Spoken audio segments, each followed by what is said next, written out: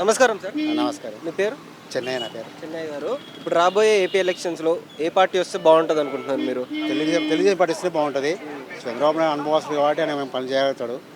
వీళ్ళకి అంత తెలియదు. చెన్నై వాళ్ళు వాళ్ళకి అంత తెలియదు, అనుభవం లేదు. వాళ్ళంటే అనుభవస్తుడు మంచిగా చేసి హైదరాబాద్ కూడా ఎంతమంది చేసి డెవలప్ చేసింది. సాఫ్ట్వేర్ కంపెనీ ఎన్నో తెచ్చిండు ఆయన. అట్లాగే అక్కడ కూడా చేసి డెవలప్ అవుతుంది. ఆయన ఉంటేనే బాగుంటుంది.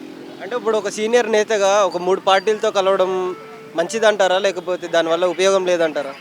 సీనియర్ పార్టీ వల్లే ఉండాలి. వాళ్ళకి అనుభవం ఉంటుంది కదా. కొత్త వాళ్ళకి ఛాన్స్ చేయాలి కానీ మన మంచి వాళ్ళు కాదు కదా, దొరకలే కదా. మంచి ఉంటే మంచిగా ఉంటుంది. మంచి వాళ్ళు దొరకరు కాబట్టి పాత వాళ్ళకి కంటిన్యూ చేస్తే బాగుంటుంది. అంటే జగన్ గారికి వ్యతిరేకంగా ఇప్పుడు చంద్రబాబు గారు, పవన్ కళ్యాణ్, బీజేపీ 3 పొత్తుతో వస్తున్నాయి కదా.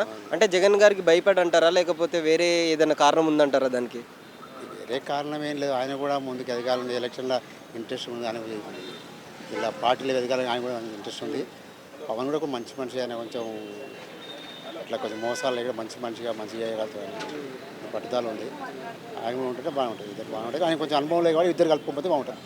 అది అంటే ప్రజలు ఏమంటున్నారంటే చంద్రబాబు గారి పాలన కంటే జగన్ గారి పాలనే మాకు నచ్చింది, ఈసారి కూడా జగన్ గారు వస్తారని చెప్పేసి అంటున్నారు.